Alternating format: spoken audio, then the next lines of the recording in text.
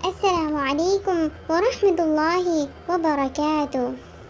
پیارے بچوں، آج ہم نے 14th حدیث یاد کرنی ہے، اور حدیث یاد کرنے کے بعد میں آپ سب کو اس کا مطلب بھی بتاؤں گی انشاءاللہ۔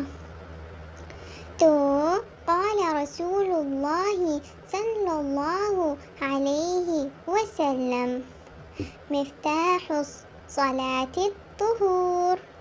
پیارے نبی صلی اللہ علیہ وسلم نے فرمایا، نماز کی چابی وضو ہے۔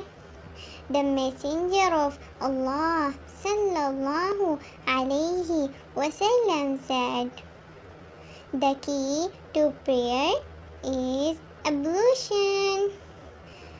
اب میں آپ سب کو اس کا مطلب بتاتی ہوں۔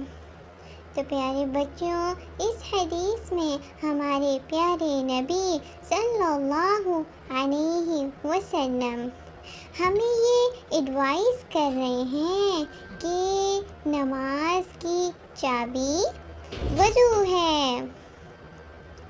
اب پیارے بچوں، ہم سب کو پتہ ہے نا کہ ہم سب مسلمان ہیں، اور ہر مسلمان پر دن میں 5 وقت نماز پڑھنا فرض ہے، اور نماز پڑھنے سے اللہ تعالیٰ بہت ہیپی ہوتے ہیں۔ اللہ تعالیٰ کو وہ بیبیز بہت پسند ہیں جو 5 ٹائمز نماز پڑھتے ہیں۔ تو پیارے بچوں، اگر ہم لوگ بھی یہ چاہتے ہیں کہ اللہ تعالیٰ ہم سے بھی ہیپی ہو جائیں، تو ہمیں بھی 5 ٹائمز نماز پڑھنی چاہیے۔ لیکن پیارے بچوں، اس حدیث میں ہمارے پیارے نبی صلی اللہ علیہ وسلم نے ہمیں یہ بتا دیا کہ نماز کی چابی وضو ہے۔